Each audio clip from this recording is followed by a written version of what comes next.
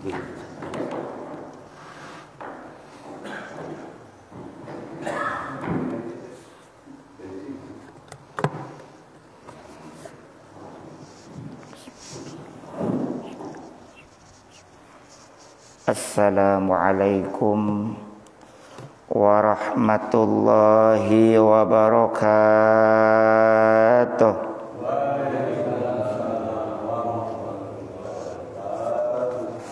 Alhamdulillahilladzi arsala rasulahu bil huda wa dinil haqq liyudhhirahu 'alad dini kullih wa kafaa billahi syahida. Asyhadu an la ilaha illallah wahdahu la syarikalah wa asyhadu anna Muhammadan abduhu wa rasuluh la nabiyya ba'dah. Allahumma salli wa sallim wa barik ala sayyidina Muhammad wa ala alihi wa sahbihi ajma'in. Amma ba'du, Rabbi syrah li sadri wa yassir li amri wahlul 'uqdatam min lisani yafqahu qawli. Rabbi zidni ilma warzuqni fahma birahmatika ya arhamar rahimin. Yang kami muliakan para asatid, para hujjaj, para sepuh, bini sepuh, para bapak, jamaah Masjid Jami Al-Barokah yang mudah-mudahan senantiasa ada dalam rahmat dan ridho Allah subhanahu wa ta'ala. Puji dan syukur mari sama-sama kita panjatkan kehadirat Allah Azza wa Jalla yang senantiasa menganugerahkan segala karunia nikmatnya kepada kita. Utamanya adalah nikmat iman, nikmat Islam, nikmat sehat wal afiat, dan tak lupa pula nikmat waktu luang. Alhamdulillah. Semoga kita bisa menggunakan seluruh nikmat tersebut dalam rangka taat kepada Allah Subhanahu wa taala, sehingga dengan istiqomahnya kita melakukan ketaatan karena Allah Subhanahu wa taala, saat wafat nanti, saat tutup usia nanti, Allah wafatkan kita semua dalam keadaan husnul khatimah. Amin ya Allah ya rabbal alamin. Salawat beriring salamnya semoga senantiasa tercurahkan kepada insan teladan sepanjang zaman yang membawa umatnya minadh dhulumati ilan nur, dari zaman jahiliyah menuju zaman islamiyah. Beliau adalah Kanjeng Rasulullah Muhammad sallallahu alaihi wasallam, juga teruntuk keluarga beliau, para sahabat beliau, para tabi'in, tabi'ut tabi'in, atba'ut tabi'in, hingga kita sekalian semoga termasuk dalam jajaran umatnya yang berusaha taat akan syariat dan menghidupkan sunnah-sunnahnya. Semoga kelak mendapatkan syafaatul uzma dari beliau di yaumil akhir nanti. Amin ya Allah ya rabbal alamin. Mengawali pengajian pada kesempatan pagi ini, Sabtu 16 Rabiul Awal 1442 Hijriyah, bertepatan dengan 23 Oktober 2021 Miladiyah, kita awali dengan membaca suratul Fatihah. Semoga dengan keberkahan suratul Fatihah ini, yang sakit di antara kita semoga lekas sembuh, yang punya masalah dimudahkan dan diberikan kekuatan sehingga bisa melewati ujian dan masalah tersebut. Hasil dari pengajian ini pula berupa ilmu yang bermanfaat, ilmu yang menambah keimanan kita kepada Allah Subhanahu wa taala, dan juga hasil maksud bagi pembangunan dan perbaikan renovasi masjid yang kita cintai ini, Masjid Al-Barokah. Ala hadhihi niyyah wa ala kulli niyatin salihah وإلى حضرة النبي المصطفى محمد رسول الله صلى الله عليه وسلم وعلى آله وأزواجه وذرياته وأهل بيته ولمن دخل في بيته الكرام شيء لله لهم الفاتحة. أعوذ بالله من الشيطان الرجيم. بسم الله الرحمن الرحيم.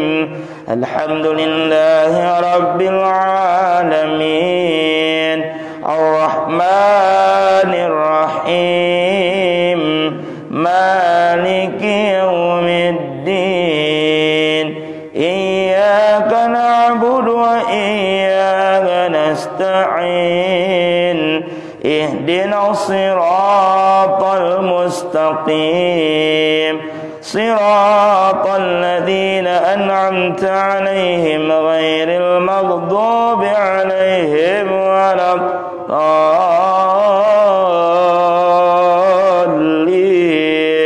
رب اغفر لي ولوالدي آمين. Kita sambung dengan membaca Sayyidul Istighfar. Silakan diikuti bersama-sama. Bismillahirrahmanirrahim. Allahumma anta rabbi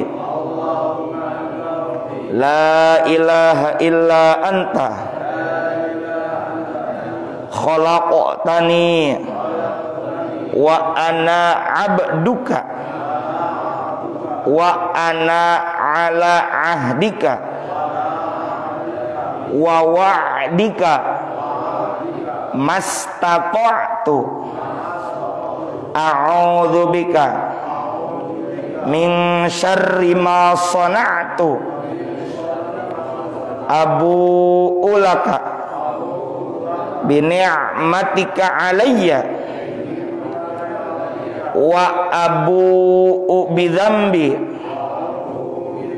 faghfirli fa innahu la yaghfiru dzunuba illa anta. Para bapak jamaah sekalian, pada pertemuan ini kita akan menuntaskan pembahasan bab sabar daripada kitab Riyadhus Shalihin. Ya. Pengennya saya meloncat, tapi saya diingatkan bahwa sudah kita ambil keistiqomahan dengan membahas satu demi satu daripada hadis yang ada dalam kitab ini, sehingga kita bisa mengambil banyak faidah. Dan kalau kita telaah baik-baik 1, 2, 3 sampai nomor hadis ke-30 bab sabar ini, bahasanya meskipun ada persamaan, tapi banyak sekali hal-hal baru yang kita dapatkan. Terutama hadis yang nomor 30 ini. Meskipun isinya adalah mengajarkan kita untuk bersabar, tapi ternyata ada pelajaran lain. Mari kita lihat hadis selanjutnya. Hadis nomor 30. Bismillahirrahmanirrahim. Wa an Abi Ibrahim, dan diriwayatkan dari seorang sahabat namanya Abu Ibrahim. Nama aslinya adalah Abdullah ibni Abi Aufa radhiyallahu anhuma, yakni Abdullah bin Abi Aufa radhiyallahu taala anhuma. Semoga Allah meridhoi keduanya. Kalau meridhoi keduanya berarti ini sahabat dan orang tuanya. Nama aslinya siapa tadi? Abu Ibrahim Abdullah atau Abdullah. Abdullah bin Abi Aufa. Abi Aufa ini nama aslinya adalah Alqamah bin Khalid bin Al-Harith bin Abu Asid bin Rifa'ah bin Tha'labah bin Hawazin bin Aslam al-Aslami al-Kufi. Kunyahnya tadi Abu Ibrahim. Abu Ibrahim, makanya tadi an Abi Ibrahim. Panggilannya, kunyahnya atau julukannya adalah Abu Ibrahim. Padahal nama aslinya siapa? Abdullah atau Abdillah.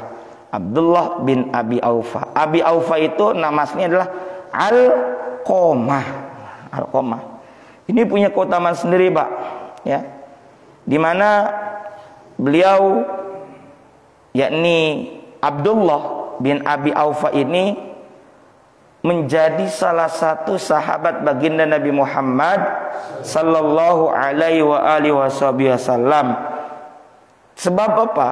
Ayahnya yakni Alqamah bin Khalid dan juga saudaranya Abdullah namanya Zaid ini termasuk bagian dari sahabat yang berbaiat kepada baginda Nabi Muhammad sallallahu alaihi wasallam pada Baitur Ridwan, yakni tahun ke-6 Hijriyah.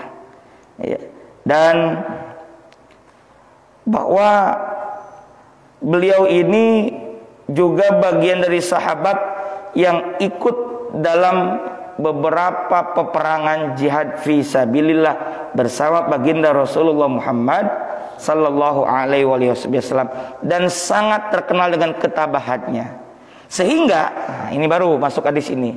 Sehingga ini Abu Ibrahim atau Abdullah bin Abi Aufa atau bin Alqamah ini kemudian meriwayatkan hadis yang akan kita bahas ini.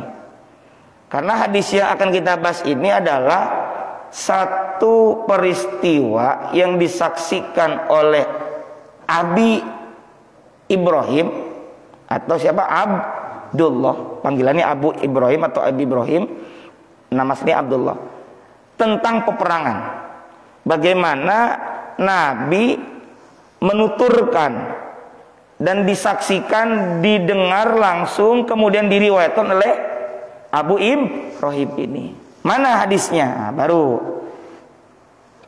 anna Rasulullah sallallahu alaihi wa alihi wa sahbihi wasallam, bahwa Kangjeng Rasulullah Muhammad sallallahu alaihi wa alihi wasallam kana ada fi ba'di ayyamihi, bahwa Nabi pernah pada beberapa hari. Ayyam itu jamak, bentuk banyak dari kata yaum. Yaum satu hari, ayyam hari-hari. Pada beberapa hari allati yang mana laqiya bertemu fiha pada itu beberapa hari al-aduwa musuh. Aduun artinya musuh. Ada ayat 168 surah Al-Baqarah, wala tattabi'u khutuwatis syaitan innahu lakum aduwwum mubin. Janganlah kalian mengikuti langkah-langkah setan. Sesungguhnya hu-nya setan. Sesungguhnya dia, yakni setan itu, lakum bagi kalian. Di awal ayat ini orang beriman. Bagi kalian hai orang beriman, aduwun adalah musuh mubin yang nyata, yang jelas. Nah, di sini ada kata al-adu. Allati laqiya fiha al-aduwa, yakni pada beberapa hari itu Nabi pernah bertemu dengan musuh. Nah, musuh dalam apa? Perang. Kalau dalam Sahih Muslim yantaziru, kalau dalam Sahih Bukhari intadhara. Jadi ini hadis riwayat Imam Bukhari dan Imam Muslim. Berarti sahih ini. Intadhara, ketika bertemu dengan musuh atau akan bertemu dengan musuh. Intadhara, baginda Nabi menunggu. Menunggu. Jadi kalau bahasa Arab menunggu Misalnya kalau fi'il amr, kata kerja bentuk perintah, intawir, tunggulah, lahdotan, sebentar, intawir lahdoh, itu. Dikit-dikit belajar bahasa Arab. Kan Bapak juga santri, cuma ngaji tiap hari ini kalau dengan saya. Intadhara, baginda Nabi menunggu. Hatta idza malatis syamsu, hatta sehingga idza malatis syamsu. Mal itu condong. Jadi kalau ada istilah harta dalam bahasa Arabnya mal, karena memang Pak, istilah-istilah keduniaan kalau kita lihat terjemahan secara bahasa itu memiliki filosofi. Harta bahasa Arabnya apa? Mal.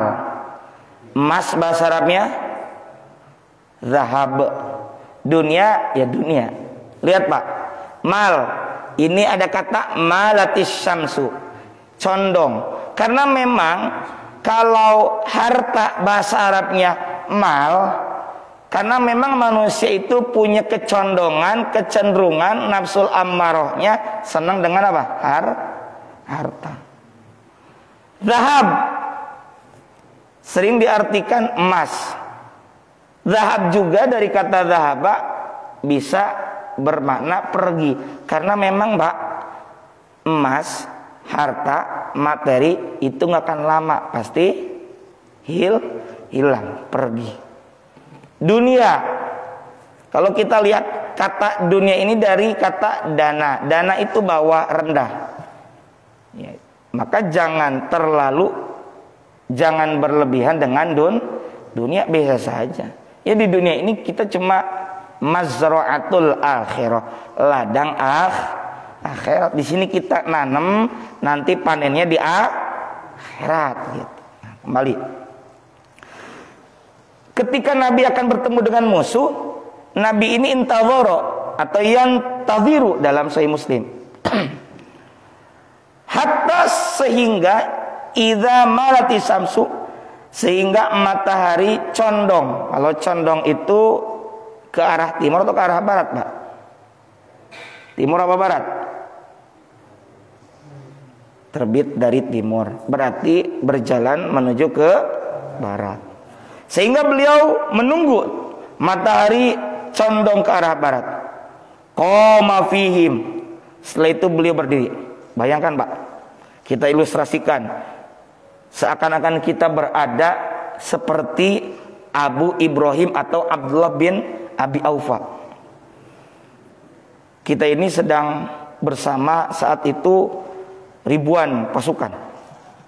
Jadi bukan sedikit Pak, umat Islam kalau perang itu bersama baginda Rasul ya, ada banyak peperangan yang terjadi di zaman baginda Rasulullah Muhammad sallallahu alaihi wa alihi wasallam ya. Ada sekitar 24 peperangan ya. Tapi yang diikuti oleh Nabi, dipimpin langsung oleh Nabi 9, sekitar 9 menurut satu riwayat. Nah, perang Tabuk saja dulu 30.000. Perang Badar tidak terlalu banyak, 313. Tapi Bapak, Nabi itu benar-benar cerdas, amanah, fatonah. Begini, dari mana Nabi tahu kalau ternyata pasukan musuh dalam peperangan Badar itu adalah sebanyak 3 kali lipat dari umat Islam. Sekitar berapa? 1.000. Apakah dulu sudah ada badan intelijen menyelusup ke sana? Atau misalnya cari tahu, datang ke sana, diriset ke sana, observasi. Ternyata begini, di antara riwayat menyebutkan, pernah ada tawanan, lalu kelihatan oleh Nabi dipaksa. Jadi perang itu nggak langsung perang ya. Ada yang nyusup, ada yang lihat dan sebagainya. Lalu ketahuan ternyata itu dari musuh. Ditawanlah oleh beberapa sahabat, dicari tahu. Berapa jumlah kamu? Dengan cara paksa. Ya kira-kira nggak akan jawab kalau dengan kekerasan. Walaupun jawab, ya akan terpaksa dan berbohong. Lalu Nabi tahu, yang begitu. Di sini. Ditanya, apa profesi kamu? Profesi saya tukang masak. Oh, benar? Iya. Kamu bisa masak? Iya. Oke. Kamu biasa masak apa? Kami biasa masak gulai kambing, kambing guling. Kalau nggak gulai ya kambing guling. Oh, kambing guling berapa? Biasanya satu kambing itu dimakan untuk 10 orang. Karena badannya gede-gede. Oh gitu. Satu kambing dimakan oleh berapa? 10 orang. Berapa kamu masak kambing? 100. Oh, berarti berapa perkiraan tuh? 1000. Cerdas kan Nabi? Nggak harus dipaksa dan sebagainya. Dan Nabi Muhammad sallallahu alaihi wasallam berperang itu pakai etika. Kalau sudah nyerah, ya nggak akan dibunuh. Itu. Yang penting kata Allah Taala begini dalam surah dalam surah Muhammad ayat 4. Fa idza laqitumul ladzina kafaru fadarbar riqab hatta idza adkhantumuhum fashuddul wathaqa fa idza manna ba'du wa imma fidaan hatta tadu'al harfu auzaraha. Apabila kalian bertemu dengan orang-orang kafir di medan perang, maka pancunglah batang leher mereka. Ini perang, bukan sedang silaturahmi. Ini perang, bukan dalam diplomasi. Ini perang, bukan sedang ngobrol, bukan sedang diskusi, bukan perang. Beda dengan diplomasi. Gitu. Sampai apabila kalian telah mengalahkan mereka, maka kencangkanlah, maksudnya tangkap tawanan itu, dan sesudah itu kalian boleh membebaskan. Dan bagaimana sikap Nabi terhadap tawanan perang, Pak? Yang pertama, yang paling tanda petik bengisnya, ada yang dieksekusi mati. Tapi ini jarang sekali dilakukan. Jadi ini kan kebetulan bulan Maulid, kita coba mengenali Nabi, sisi keadilan dan kebijaksanaan Nabi dalam peperangan. Yang kita bahas kan paling tentang akhlak Nabi. Kita kan harus tahu bagaimana sih Nabi, sosok Nabi sebagai panglima perang. Apakah bengis atau bagaimana? Ternyata bagaimana terhadap tawanan perang? Pertama, Nabi pernah memang mengeksekusi mati, tapi tidak banyak. Artinya jarang dilakukan. Dalam kasus tawanan perang misalnya Pak, perang Badar, itu cuma 2 orang yang dieksekusi mati. Sebagian besarnya itu dilepaskan. Ada yang pakai syarat, ada yang tanpa syarat. Ada itu namanya Nadhr bin Harith dan Uqbah bin Abu Mu'aidh. Ini berdua ini dibunuh. Kenapa? Karena memang kejahatan perangnya yang besar. Bukan karena Nabi balas dendam, enggak. Jadi Nabi manusiawi dalam berperang. Kalau sudah ditawan ya sudah. Kalau bisa mengajarkan baca tulis, ajar itu. Sahabat yang tidak bisa baca tulis, begitu. Yang kedua, sikap Nabi kepada tawanan, ada yang dibebaskan dengan tebusan. Baginda Rasulullah Muhammad Sallallahu alaihi wasallam itu sangat memperhatikan kondisi ekonomi setiap tawanannya. Jumlah tebusannya pun Pak bervariasi, tergantung harta yang dimiliki oleh si tawanan. Buat apa uang tebusannya itu? Itu nanti digunakan untuk keperluan agama, bukan untuk Rasul secara pribadi, bukan. Di antara tawanan yang dilepas dengan tebusan harta misalnya ada Abu Wada'ah bin Zararah bin Umair. Ini kalau dengar Umair itu kita ingat satu sahabat yang gugur di Uhud, namanya Mus'ab bin Umair. Itu 4.000 dirham. Katakanlah 4.000 dirham dikali 1 real. 1 real itu 4.000. Berarti 4.000 dikali 4.000 berapa? 16 juta. Sekitar itulah. Kalau dinar kan uang emas. Nah, gitu. Ada lagi, ada paman Nabi sebelum masuk Islam. Menurut satu riwayat, Abbas bin Abdul Muthalib itu dalam riwayat ini masuk Islam itu setelah perang Badar. Jadi ketika perang Badar, Abbas bin Abdul Muthalib itu Pak ikut berperang, tapi berhadapan-hadapan dengan Nabi dalam perang Badar. Kemudian ditahan. Apa dalam satu riwayat disebutkan? Ketika Nabi mau tidur, nggak bisa tidur, keingatan terus sama adik bungsu bapaknya. Karena Abbas bin Abdul Muthalib ini lahir 3 tahun sebelum kejadian Amul Fil. Tahu nggak? Gajah. Berarti kan selisihnya 3 tahun 4 tahunan dengan Nabi. Itu ngedenger jeritan erangannya siapa? Abbas bin Abdul Muthalib, itu nggak bisa tidur. Akhirnya melihat kegelisahan yang dirasakan oleh Nabi, para sahabat pun yang tadinya ngencengin ikatan siapa? Abbas bin Abdul Muthalib itu kalau tadinya kenceng jadi longgar. Apa kata Nabi? Sahabat, kalian harus adil. Jangan pamanku saja, yang lain juga. Yang lain jangan dikencengin. Begitu luar biasa Nabi. Jadi inilah baginda Nabi, ruhama ubainahum. Asyidda 'alal kufar ruhama ubainahum. Luar biasa. Saya yakin yang kayak begini jarang dibahas dalam peringatan Maulid Nabi. Kita memang sedang tidak ceramah Maulid Nabi, tapi kita harus tahu sisi keadilan baginda Rasulullah Muhammad sallallahu alaihi wasallam. Ya, kemudian dibebaskan. Itu dulu 100 uqyah, ya, unta. Ya. Kemudian ada lagi. Kalau Ali bin Abi Thalib ini sepupu. Ada lagi saudaranya Ali, namanya Aqil bin Abu Thalib. Ini juga dibebaskan karena ekonominya nggak terlalu kaya, maka dia dibebaskan dengan syarat bayar 80 uqyah gitu. Dan ini yang menarik, tebusan tidak hanya berupa uang atau harta saja, bukan Pak. Jangan bilang matre amat, enggak. Bisa juga barter tawanan perang. Tawanan perang. Misalnya ada dalam kasus Abu Amr bin Abu Sufyan misalnya.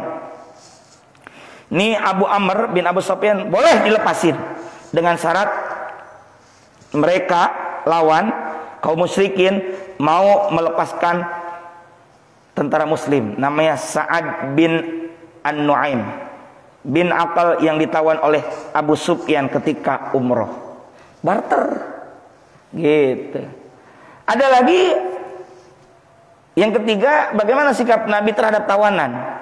Itu dibebaskan dengan syarat tadi yang saya bilang, mengajarkan baca tulis.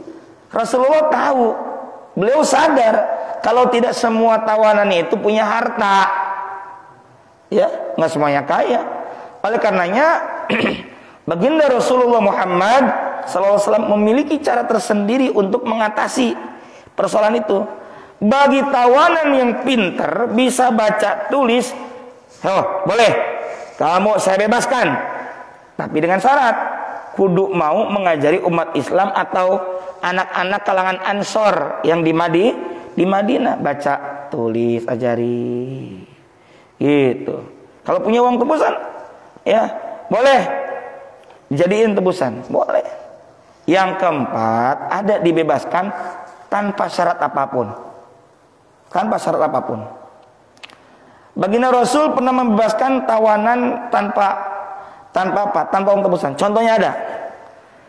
Bapak mungkin ada yang belum tahu. Nabi Muhammad kan punya putri. Ada berapa? Ada 4. Fatimah, Ruqayyah, Ummu Kulthum, satu lagi Zainab. Zainab ini lahir sekitar 23 tahun sebelum hijrah. Berarti menikah pun waktu itu masih belasan tahun, dan Nabi belum diangkat jadi Nabi, belum. Menikah dengan seorang namanya Abul As bin Ar-Rabi'ah. Kemudian juga nanti masuk Islam. Jadi gini Pak, Abul As ini pedagang ke Syam, kemana-kemana. Lalu pulang, disampaikanlah oleh Zainab binti Rasulullah Muhammad SAW. Kang, kira-kira gini lah. Alhamdulillah ayah mendapatkan risalah menjadi Rasul dan sebagainya. Yuk ikut yuk. Akhirnya apa? Maaf aku tidak bisa Jadi nggak bisa beliau. Abul As ini nggak mau. Bukan karena nggak percaya kepada Nabi Muhammad, tahu tentang kredibilitas, tentang kejujuran, kepercayaan, amanah pokoknya baginda Rasulullah Muhammad SAW. Cuma aku tidak mau mengkhianati kepercayaan kepada agama nenek moyangnya. Wah, akhirnya Nabi minta ceraiin, nggak mau. Kalau Ummu Kulthum, Ruqayyah itu mau dikembalikan ke orang tua lah bahasanya, diceraiin. Yang kemudian nanti menikah Ummu Kulthum dan Ruqayyah ini dengan siapa? Utsman bin Affan. Utsman bin Affan itu Pak menikah dengan dua putri Rasul tapi tidak dalam satu waktu, Ruqayyah dan Ummi Kulthum. Makanya Utsman bin Affan ini julukannya Dzun Nurain. Nurain itu dua cahaya, memiliki dua cahaya karena menikahi dua putri Rasul tapi tidak dalam satu waktu. Istilah Sundanya Pak, turun ranjang gitu ya, turun ranjang. Nah, dah Abul As ceraiin anak saya, kira-kira begitulah, karena beda keimanan, beda keyakinan. Nggak mau.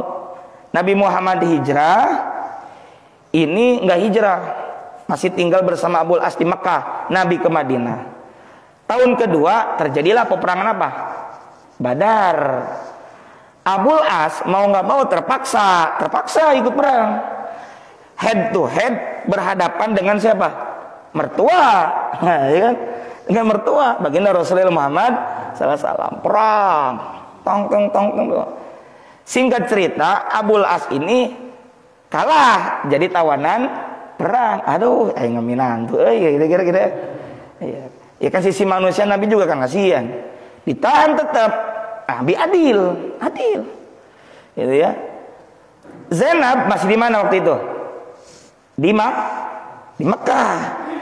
Nyampe kabar ke Zainab, suaminya ditahan oleh Rasulullah. Akhirnya mau nebus ceritanya, dikirimlah tebusan oleh utusan Zainab. Ternyata yang dibawa hartanya itu adalah kalung pemberian ibunya, yang tidak lain adalah istrinya baginda Nabi, yakni Khadijah binti Khuwailid. Aduh, aing ulah tuh, istilah gitu, hadiah dari mama, istilah kan. Udah bebasin, tapi dengan syarat, Bang Adal. Memang dibebaskan, tapi sebenarnya syaratnya ada. Apa? Kamu boleh saya bebaskan asal Zainab kesini. Mau. Itulah. Akhirnya bebasin Abul As bin Arabi. Bebas. Itu disampaikan. Dan Abul As ini komitmen orangnya, jujur. Iya. Neng, balik ke itu. Itu. Udah. Tuh. Dan di kemudian hari ketika melakukan perdagangan ke Syam lagi, dia pulang tapi hartanya itu ada yang merampas. Kemudian sembunyi ke Madinah, ketemulah dengan istrinya. Dan atas kemudian persetujuan, ketika balik dulu ke Mekah lagi, dia bersyahadat, asyhadu alla ilaha illallah, asyhadu anna Muhammadar Rasulullah. Baru dinikahkan lagi dengan akad syariat Islam, karena dulunya kan belum syariat Islam gitu. Jadi itu menantu Nabi ada yang waktu itu masih di luar Islam, tapi karena memang nikahnya dulu sebelum diangkat jadi Nabi dan Rasul. Istrinya suaminya siapa itu? Zainab binti Rasulullah Muhammad sallallahu alaihi wa alihi wasallam. Jadi begitulah bagaimana sikap baik baginda Rasulullah terhadap para tawanan perang, yang tidak sedikit gara-gara sikap Nabi yang adil dan bijaksana itu membuat tawanan pun kemudian masuk Islam. Itulah hebatnya baginda Rasulullah Muhammad sallallahu alaihi wasallam tuh. Jadi tahu, luar biasa baginda Nabi, siasat perangnya gitu loh. Nah, kembali. Nabi tadi kan berdiri nih ketika menunggu musuh. Maksudnya ketika ia menanti datangnya musuh, beliau berdiri. Qoma fihim, qoma itu ngadeg, berdiri. Fihim, pada mereka, pada tentara itu. Faqala, lantas Nabi bersabda, ya ayuhan nas, banyak kan? Hei sekalian manusia, umat Islam, tentara Islam. La tatamannau liqa'al aduwi. Janganlah kalian berharap untuk bertemu dengan musuh. Bisa membahayakan. Jadi maksudnya saat itu tentara muslim jangan berharap bertemu musuh. Berarti makruh hukumnya, dibenci hukumnya, nyari-nyari musuh. Jangan nyari-nyari musuh. Ya. Was'alullahal afiyah. Tapi semus itu kita dengar ada istilah pepatah mengatakan, ini pepatah kuno, pepatah yang mengatakan bahwa musuh jangan dicari, ya kan? Musuh jangan dicari-cari, bersuah jangan dielakkan. Kayak gitu pepatah mengatakan ya. Dulu ada ingat tuh. Musuh jangan dicari, bersuah tuh ketika bertemu jangan dielakkan. Maksudnya ketika musuh datang jangan lari dari musuh. Dalam agama saja, bagaimana kalau misalnya kita lari dari peperangan? Kalau kita lari dari peperangan itu dosa besar. Dosa besar. Karena baginda Nabi pernah bersabda, ijtanibu, jauhilah oleh kalian as-sab'al mubiqat, 7 dosa yang membinasakan. Mubiqat yang membinasakan, menghancurkan. Maksudnya dosa besar. Qalu, jawab para sahabat, ya Rasulullah, wa ma hunna, apa yang 7 yang membahayakan itu? Qala, jawab Nabi, asyirku billah, 1 menyekutukan Allah, wasihr, yang kedua sihir. Kemudian wa qatlun nafsil lati haramallahu illa bil haq, membunuh jiwa yang diharamkan oleh Allah untuk membunuhnya illa bil haq, kecuali dengan alasan yang benar, seperti qisas. Kemudian yang keempat, wa aklur riba, memakan riba. Yang kelima, wa aklu malil yatim, memakan harta anak yatim. Hati-hati ini. Nah ini, wa tawalli yaumaz zahfi, yang keenamnya adalah berpaling atau lari dari medan perang saat perang berkecamuk. Pengecut balik diheula. Ka mana? Ingat pemajikan anyar kene kawin. Kumaha? Gimana mau menang? Bisa kita bayangkan baginda Nabi hebat, berani banget gitu menghadapi musuh. Dan bahkan tahun berapa itu ya? Tahun 9 ketika perang Tabuk itu, ketika itu perang Tabuk musim panas di bulan Rajab. Jadi bulan Rajab berangkat. Bulan Rajab tuh nyampe. Lalu tanggal 26 Ramadan udah balik lagi. Padahal jaraknya itu di semenanjung dekat Syria gitu, Damaskus. Dekat ke situ maksudnya. Itu pada musim panas. Waktu itu mau menghadapi Heraklius, Romawi. Romawi itu Eropa kan. Jadi kita itu saat itu ada 2 kekuatan, namanya Romawi dan Persia. Romawi di barat ya, Persia di timur. Tapi dikiranya baginda Nabi itu nggak akan berani, dikiranya nggak akan kuat, karena kalau lagi musim panas Pak, jangankan manusia, unta aja nggak kuat. Tapi kita menang 30.000 orang. Bayangkan sedang panas dan ditambah bulan Ramadan, menang kita. Mereka sudah tunggang lari dari kandangnya, udah gitu. Itulah hebatnya. Dan ketika Nabi bilang ke jamaah, ke sahabat, ke umat Islam kan perang, itu semua Pak rela ngasih kuda, ngasih unta, perbekal apa. Bayangkan nggak gampang loh, 30.000. Di orang patungan jeung masjid ge ngeseset gitu. Iyalah, ada ya, tapi nggak semuanya. Ya. Jadi di zaman Nabi saja luar biasa urun rembuk dalam membela agama Islam. Kita ayo bareng-bareng. Ya kalau misalnya sekali 2 kali 100.000 kegedean, ya bisa 10 kali 10.000 kali 10 kali 100.000, kira-kira begitulah. Insya Allah bisa. Mana kasat min malin sodakoh nggak akan berkurang harta yang disedekahkan, nggak akan. Ya, ini bahkan menjadi sedekah jariyah yang akan mengalir terus ganjarannya begitu. Jadi kita tuh coba sesekali tadabbur. Kita ini merenungi baginda Nabi luar biasa amat perjuangannya sampai sekarang kita umat Islam masih ada, Islam masih eksis. Bagaimana peperangannya, bagaimana supaya Islam masih tetap ada. Ketika ada yang ngajakin perang, ayo. Tapi ketika menang tidak jumawa, tidak sombong. Ini luar biasa hebatnya Nabi. Makanya ketika perang itu jangan sekali-kali kabur. Musuh jangan dicari, sekalinya bertemu dengan musuh jangan lari. Gitu. Jangan cari masalah, tapi ketika masalah ada, hadapin. Gitu aja. Toh yakinlah ketika ada masalah, Allah itu ingin kita kuat, memiliki pengalaman yang kuat menghadapi masalah. Begitu.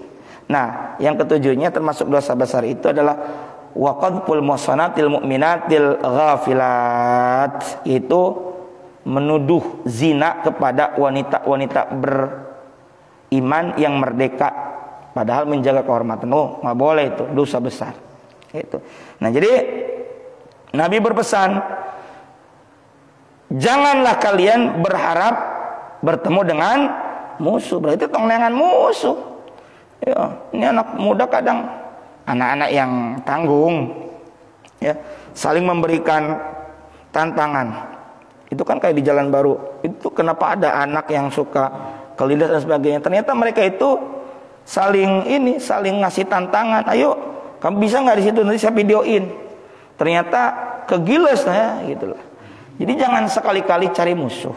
Jangan cari mati, istilahnya gitu ya. Jangan cari musuh. Tapi ketika musuh datang, jangan lari. Was'alullahal afiyata. Tapi kan karena itu sudah siap-siap mau berperang, Nabi mengingatkan apa? Was'alullahal afiyah. Nah, berarti ketika Nabi la tatamannau liqa'al adwi. Ya, kita memang berencana untuk perang. Tapi kita jangan sekali-kali berharap bertemu dengan musuh. Berarti Nabi aslinya pengen perang atau enggak? Enggak. Ini sudah jadi bukti bahwa Nabi itu enggak doyan perang. Enggak. Islam itu bukan agama perang. Islam itu bukan agama kekerasan, bukan. Islam itu bukan agama marah-marah, bukan. Islam itu agama ramah, agama kedamaian. Islam namanya juga damai. Makanya kita pun menggunakan prinsip dan filosofi nilai-nilai Islam yang penuh kedamaian. Kita dakwahkan dengan hikmah. Ud'u ila sabili rabbika bil hikmah wal mau'izatil hasanah. Surah An-Nahl ayat 125. Seru, dakwahkanlah, ajaklah orang-orang kemana? Ila sabili rabbika, ke jalan Tuhanmu, agama Islam. Dengan cara apa? Bil hikmah, dengan hikmah. Hikmah apa? Kebijaksanaan. Lihat bagaimana dakwah Wali Songo datang ke sini. Ada orang pakai ini apa namanya kita? Sarung. Ya kan, ini bukan dari tradisi Arab, bukan dari tradisi Islam. Tapi nggak apa-apa lah dipakai kegiatan keagamaan, kegiatan syariat atau syar'an. Orang Jawa nggak bisa nyebut syar'an, sarengan, nah gitu kira-kira. Alhamdulillahirabbil alamin, ya kan? Ada yang masuk gitu, ya pelan-pelan. Nah, syar'an jadi sarengan, kira-kira gitu. Ya udah nggak apa-apa.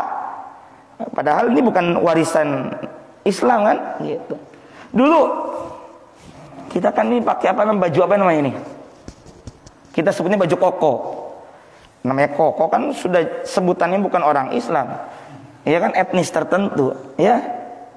Ini kerah ini namanya bukan kerah tegak, kerah Shanghai. Namanya udah Shanghai. Dari mana berarti? Tiongkok, ya Cina. Saya 2012 tuh kan tugas di sana di Hong Kong, masih kawasan Cina.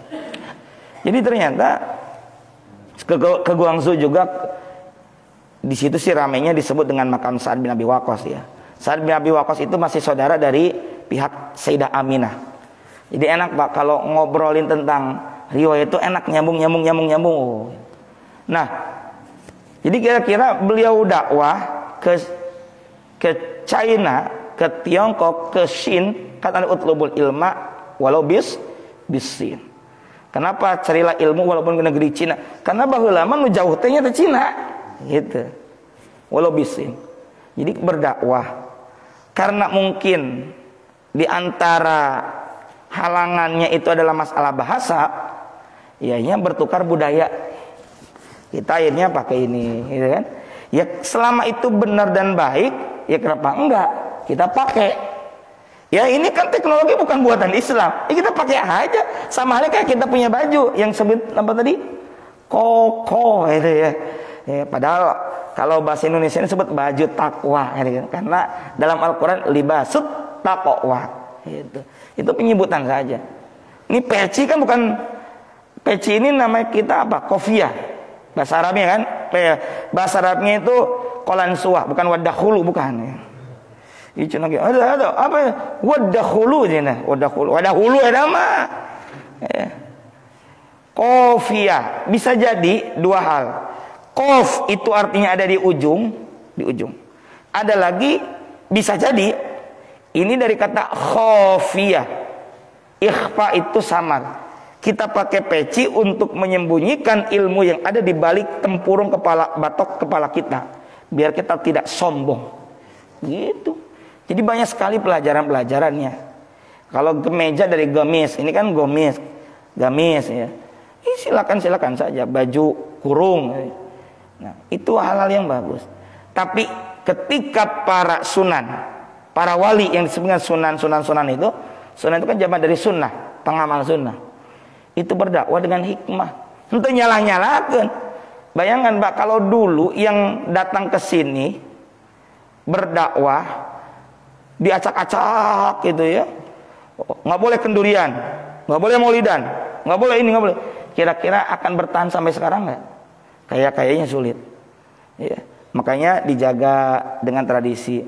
Dulu ada wayang, cuma aktornya apa dulu itu macam-macam, isinya Ramayana kayak begitu. Datang Islam, wayang itu kalau menurut Kiai Jalaluddin Syarif Rahmat, dari kata wahyan. Jadi ceritanya adalah diambil dari Al-Quran atau pengembangan dari pesan-pesan agama gitu. Kemudian ada lagi sekaten sahadatain, cuma kan kemudian ada salah penggunaan dan dikaburkan maknanya. Atau kalimah sodo, kalimah sahadat. Kira-kira begitulah.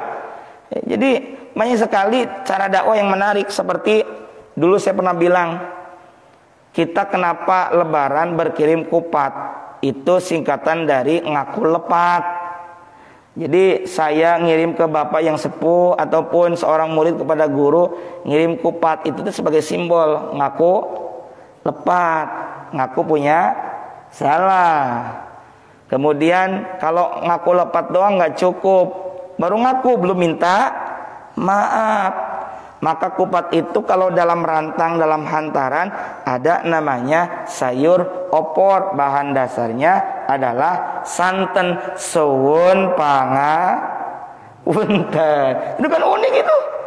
Kalau orang Sunda bilang kirata ya teman, ya nggak apa-apa kira-kira nyata. Tapi kan itu dijadikan dakwah bil hikmah, dengan hikmah kebijaksanaan. Sama halnya Nabi juga. Nabi apakah langsung nyalahin misalnya ada orang yang sholat dengan bacaan yang agak aneh? Misalnya beliau mendengar sahabatnya ini baca Allahu Akbar kabira walhamdulillah katsira dalam doa iftitah. Lalu Nabi beres, kamu tadi baca apa? Takut disalahin kan? Akhirnya bilang Allahu Akbar kabira. Tahu nggak? Itu malaikat berlomba-lomba dalam mencatat. Nggak tuh disalahkan. Pelan-pelan Nabi begitu. Jadi enggak langsung keluar kata bid'ah, enggak, pelan-pelan. Memperingati Maulid Nabi ini sebenarnya bukan memperingati, ingat doang mah enggak ngasakor, ingat we. Merayakan enggak apa-apa. Karena memang di situ ungkapannya adalah kul bi fadlillah wa bi rahmatihi wa bidzalika falyafrahu, bergembira, merayakan. Tekunan naon. Karena kalau sekedar mengingat, Nabi juga mengingat kelahiran beliau dengan puasa setiap hari Senin, gitu aja gitu. Jadi kita punya jawabannya. Nah, kembali Jadi Nabi itu bijaksana, maka dakwah pun bijaksana. Ud'u ila sabili rabbika bil hikmah wal mau'izatil hasanah. Nasihat, pelajaran yang baik. Kalau perlu debat, wajadilhum billati ahsan. Ini sama kayak perang. Perang saja Nabi ada kebijaksanaan ketika menahan tawanan. Pun sama, kalau debat, wajadilhum billati ahsan. Debatlah mereka dengan cara yang baik. Udah dalilun dalilut adu dalil lalu ulah gitu kan. Kalau mereka nanya pengen tahu, kasih tahu. Tapi kalau hanya untuk ngajak gelut, jangan. Nanti namanya diskusi yang tidak ada ujungnya. Bukan diskusi lagi itu mah, debat kusir. Tahu debat kusir, Pak? Heuti jelas we non juntrunganna gitu. Udah, saya tahu dalil kamu tahu dalil saya, beres. Saling menghargai gitu Teresep muludan, mangga. Teresep muludan geus. Tong gandeng gitu si Ahmad. Kita pun tidak menjelek-jelekan, tidak. Saya selalu bilang, kedepankan akhlak, kedepankan etika. Saya paham misalnya di kampung ini kita ini kompleksitas. Walaupun kampung baru namanya kampung, tapi kan baru banyak pendatang. Kita saling menghargai. Yang baru datang juga ya saling menghargai dong tradisi yang ada. Kira-kira begitu saja. Jangan kemudian hanya gara-gara hal sepele kita ribut. Resep kunut kajeun gitu Suka maulid, alhamdulillah. Nggak suka maulid nggak apa-apa.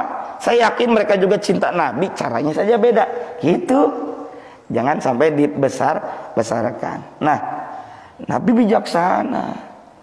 Dan kemudian apa kata Nabi setelah beliau bilang la tatamannau liqa'al adu was'alullah. Dan mintalah kalian kepada Allah. Is'al itu minta. Apa? Al-afiyata. Umumnya afiyah itu diartikan sehat. Padahal afiyah itu lebih dari kata sehat. Kita misalnya diajarkan pagi dan petang oleh baginda Rasulullah Muhammad sallallahu alaihi wasallam satu doa yang menarik. Diriwayatkan oleh Imam Abu Daud, Imam An-Nasai dan Ibnu Majah dari Sayyidina Abdullah bin Umar bin Khattab radhiyallahu taala anhuma, ada sebuah doa. Bahwa ada sebuah doa yang tidak pernah ditinggalkan oleh baginda Rasulullah Muhammad sallallahu alaihi wasallam baik di pagi maupun sore hari.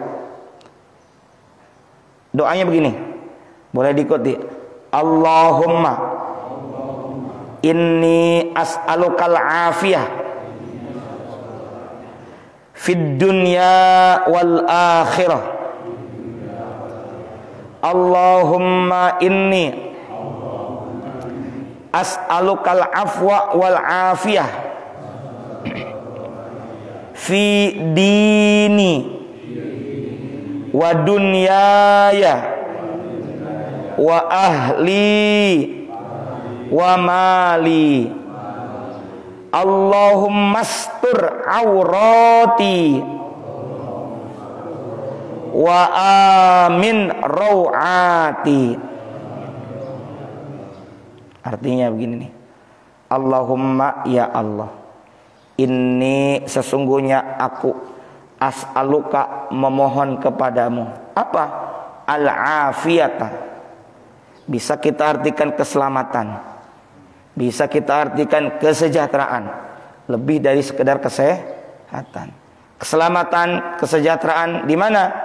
Fid dunya, di dunia, wal akhirah, dan di akhirat. Selamat dunia, sejahtera dunia, selamat akhirat, sejahtera akhirat. Allahumma ya Allah, inni as'alukal afwa wal afiyah. Aku mohon kepadamu al-afwa. Apa? Mohon kemaafan. Afwa, kemaafan, wal afiyah, dan keselamatan atau kesejahteraan. Fi dini, dalam urusan agamaku, wa dunyaya, dan urusan keluargaku, wa ahli, dan keluargaku, wa mali, dan hartaku. Selamat semuanya. Keluarga kita, harta kita, agama kita, dunia kita selamat. Allahumma astur. Satrul aurat, satur itu kan sataro, menutup. Allahumma astur. Ya Allah, tutuplah aurati. Yang dimaksud aurat di sini adalah aibku. Aib sesuatu yang tidak pantas dilihat oleh orang. Nah, itu aib itu namanya. Ya, kekurangan-kekurangan kita, kejelekan-jelekan kita, tutup ya Allah. Wa amin rawati. Wa amin, aman-aman, dan amankanlah, sentosakanlah, tentramkanlah aku rawati dari rasa takutku. Ini ada juga dalam kitab Al-Adhkar lil Imam An-Nawawi. Oh, ini tadi ada kata al-afiyah. Ini sering kita dengar ya, bahkan sering kita ucapkan. Ini biasanya tadi bersanding dengan kata al-afwa wal afiyah. Juga dalam duduk di antara dua sujud, wa'afini wa'fu anni. Cuma ya umumnya afiyah itu sering diartikan sehat, disandingkan dengan sehat. Kata afiyah ini dalam bahasa Arab adalah bentuk masdar dari kata afa. Apa arti afa? Al-barro minal asqami wal balaya. Apa arti itu? Al-barro, bebas. Karena ada kata baro'ah, surah At-Taubah itu. Al-barro, bebas, minal asqami, dari berbagai penyakit, wal balaya, dan musibah. Itu afiyah dalam kitab Mu'jam Al-Ma'ani Al-Jami' ini. Jadi bebas dari penyakit dan musibah. Ya, kalau kata Syekh Muhammad Nawawi bin Umar bin Arabi Al-Bantani dalam kitab Syarah Nasail Ibad, beliau mengutip hadis Nabi bahwa ada 5 afiyah di dunia, ada 5 afiyah di akhirat. Mana afiyah di dunia? Keselamatan, kesejahteraan di dunia. 1 ilmu, 2 ibadah, 3 rizki yang halal, 4 sabar, 5 asyukru, syukur. Itu sejahtera. Makna afiyah di dunia. Afiyah di akhirat apa? Yaitu ya, fa innahu yati malakul maut birrahmah. Ketika datang malakul maut dengan kasih sayang. Malakul maut, siapa malakul maut itu, Pak? Malaikat Izrail. Ya, bertemu dengan malakul maut dengan penuh rahmat wal lutfi dan kelembutan. La yurawi'uhu munkarun nakirun. Kemudian juga apa namanya? Yang kedua, ketika berhadapan dengan munkar nakir, tidak dikagetkan. Ya, la yurawi'uhu, tidak dikagetkan dengan malaikat munkar dan nakir. Ketika di mana itu? Di alam kubur. Saat ditanya, untuk kaget orang teh. Apal gitu kira-kira ya. Man rabbuka, untuk itu nanya kan mukmin. Ya. Kemudian yang keberapa? Yang ketiganya afiyah, yang ketiga di akhirat itu yakunu aminan fil faza'i, aman dari segala ketakutan. Yang keempatnya wa tuqbalu hasanatuhu yamur ala sirati, dihilangkan keburukan wa tuqbalu hasanatuhu, diterima kebaikan ya. Kemudian kelima yamuru ala sirati kal barakil lami. Yang kelima afiyah di akhirat itu adalah saat melewat sirat, jembatan, itu seperti kilat yang menyambar. Saya kalau nyebut sirat di dunia, baru siratul mustaqim, jalan yang lurus adalah agama Islam. Yang dalam Al-Fatihah ihdinas siratal mustaqim itu agama Islam. Adapun nanti sirat saja tanpa al-mustaqim, karena yang dimaksud ayat 7, ayat 6 dan ayat 7, inna siratal mustaqim siratal ladzina, itu 6 dan 7 itu adalah agama Islam. Jadi kalau buat akhirat namanya sirat. Nah, jadi para bapak jemaah sekalian, kita minta afiyah. Dalam perang saja kita dengar kata Nabi tadi, Was'alullahal afiyah, apalagi kita sedang tidak dalam berperang. Fa idza laqitumuhum fasbiru, maka apabila kalian bertemu berhadap-hadapan dengan mereka, dengan musuh, fasbiru, maka bersabarlah kalian. Nah, ini poinnya. Karena ketika kan berperang pun butuh kesabaran. Itu ada dalam surah Al-Baqarah kisah apa itu, Raja Tolut berperang melawan Jalut, yang kita tuh sebutnya Jalut tuh Goliat, ya. Itu penuh dengan kesabaran, sehingga ada doa Rabbana afrigh alaina sabra wa tsabbit aqdamana wansurna 'alal qaumil. Rabbana afrigh alaina sabra, itu sabar, sama kaitannya dengan perang ini. Jadi kudu minta afiyah dan juga sabar saat menghadapi musuh. Wa'lamu, dan ketahuilah annal jannata, bahwa surga itu tahta dhilalis suyuf, bahwa surga itu berada di bawah naungan pedang. Maksudnya apa di bawah naungan pedang? Nah, makna daripada di bawah naungan pedang ini, kalau saya baca dalam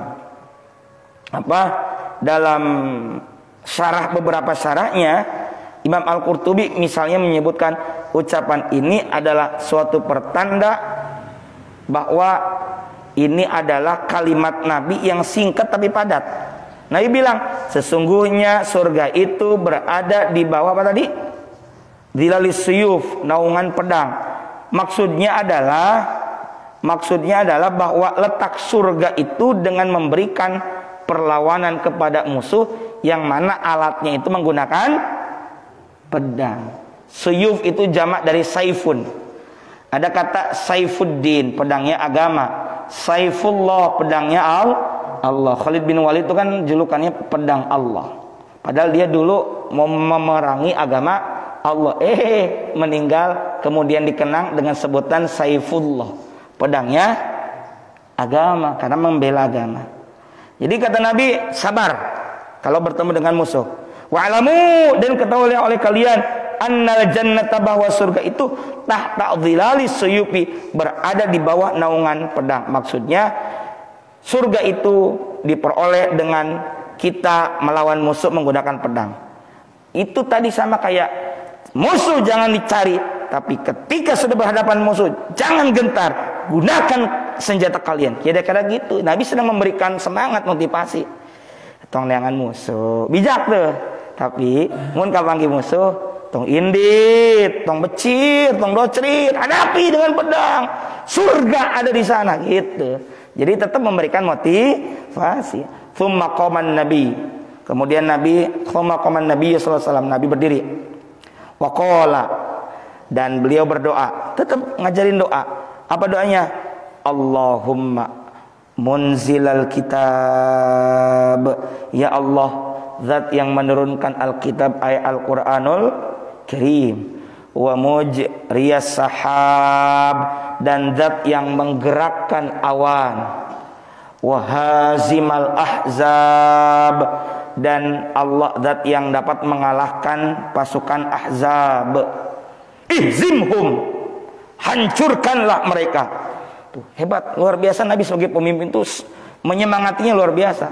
Kita senang kalau punya pemimpin kayak begitu, luar biasa. Oh, pasti lah senang. Ya.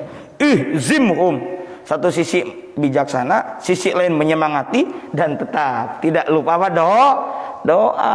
Jadi jangan kita pasti menang. Lupa. Ketika muadzin manggil hayya 'alas shalah, hayya 'alal falah saja, jawaban kita apa? La haula wala quwata illa billah. Mari menuju salat, mari menuju kemenangan. Ya kan sama. Yes we can. Kita pasti bisa. Enggak begitu jawabannya. La haula, tidak ada daya dan upaya. Kalau kata Ibnu Mas'ud apa? Fi taatillah, untuk taat kepada Allah, dan tidak ada upaya fi tarkil antarkil ma'asi, untuk meninggalkan kemaksiatan, illa billah illa bi'aunillah, kecuali dengan adanya pertolongan Allah. Maka jangan lupa berdoa. Usaha nih Bapak dengan istri buka segalanya, mah kita jangan kendor usaha. Bismillah, Ya, jangan lupa doa. Kita doa mah ya tawakal pada Allah gitu.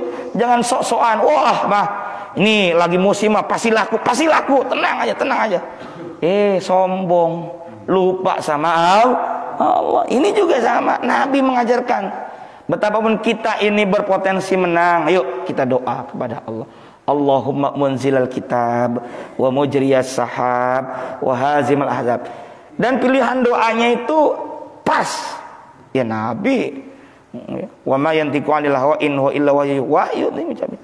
Allahumma ya munzilal kitab, wahai Allah zat yang menurunkan Al-Qur'an, karena pegangannya adalah Al-Qur'an.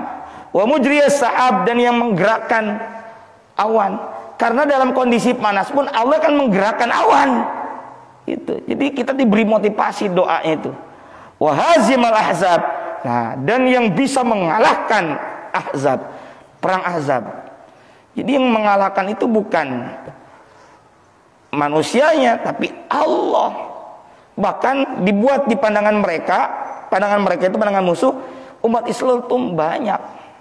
Kam min fi'atin qalilatin ghalabat fi'atin katsirah.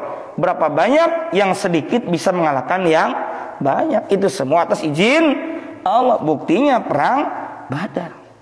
Wansurna alaihim. Doa tersebut juga diakhiri dengan dan tolonglah, berikanlah kemenangan untuk kami atas mereka.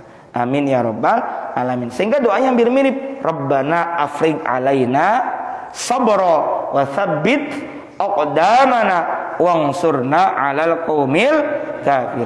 Atau juga ada salawat asgil. Ketika ada yang menjolimi kita, jahat ke kita, ada salawat asgil. Allahumma salli ala sayyidina Muhammad wa ashghili al-zalimin bil-zalimin. Allahumma salli ala sayyidina Muhammad wa ashghili al-zalimin bil-zalimin wa akhrijna min bainihim salimin wa ala alihi wa sahbihi ajma'in. Artinya begini, Allahumma ya Allah, asghilil zalimin, Allahumma sholli ala sayyidina Muhammad. Ya Allah, sampaikanlah salawat rahmat untuk junjungan kita Nabi Muhammad sallallahu alaihi wasallam. Lalu kita bertawassul, wa asghilil zalimin bil zalimin, dan sibukkanlah orang zalim dengan orang zalim. Jadi kita yang menjolimi, kita minta agar orang yang zalim itu dipertemukan lagi dengan orang-orang zalim. Ya.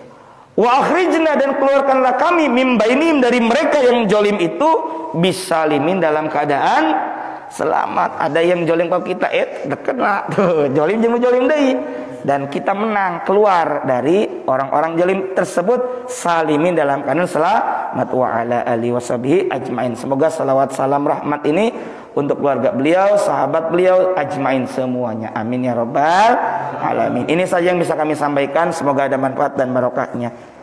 Wallahu a'lam bishawab. Jika ada pertanyaan, kami persilakan. Ya, kalau tidak ada, ya apa kita doa. Astaghfirullahaladzim ya maulana ya ma'budi karim ya Allah ya mujibas sa'ilin amin ya Allah ya rabbal alamin. Bismillahirrahmanirrahim. Alhamdulillahi rabbil alamin. Hamdan na'imin hamdan syakirin, hamdan yuafi ni'amahu yukafi mazida. Ya rabbana lakal hamdu wa lakal syukur wa ma yanbaghi li jalali wajhikal karim wa li'azimi sultanik. Allahumma salli ala nuril adnwar wa sirril asrar wa triyaqil lagyar miftahi babil yasar Sayyidina wa maulana Muhammadinil Mukhtar wa alil adhar wa ashabil akhyar adada ni'amil layubdal salih. Allahumma ighfir lana dzunubana wa liwalidina warhamna warhamhum kama rabbawna shighara wa li jami'il muslimina wal muslimat wal mu'minina wal mu'minat al-ahya'i minhum wal amwat innaka sami'un qaribun mujibud da'awat ya qadiyal hajat. Allahumma a'inna ala dzikrika wa syukrika wa husni ibadatik. Allahumma inna nas'aluka al-huda wat tuqa wal 'afafa wal ghina. Allahumma abnina bil ilmi wa zayyina bil hilmi wa qimna bit taqwa wa jammilna bil afiyah. Allahumma iftah lana abwabal khair wa abwabal barakah wa abwaban ni'mah wa abwabas sihhah wa abwabas salamah wa abwabal jannah wa abwabal maghfirah. Rabbana anfa'na bima 'allamtana, rabbi 'allimna alladhi yanfa'una, rabbi faqihna wa faqih ahlana wa qarabatil lana fi dinina ma'a ahlil qadri wa dzakaru hasbunallahu wa ni'mal wakil wa la haula wa la quwwata illa billahil aliyyil azim. Sallallahu ala sayyidina Muhammad wa ala alihi wa sahbihi wa sallam. Subhana rabbika rabbil izzati amma yasifun wa salamun alal mursalin walhamdulillahi rabbil alamin. Mohon maaf atas segala khilafan kalbaan. Wallahul muwaffiq ila aqwamit thariq. Assalamualaikum warahmatullahi wabarakatuh.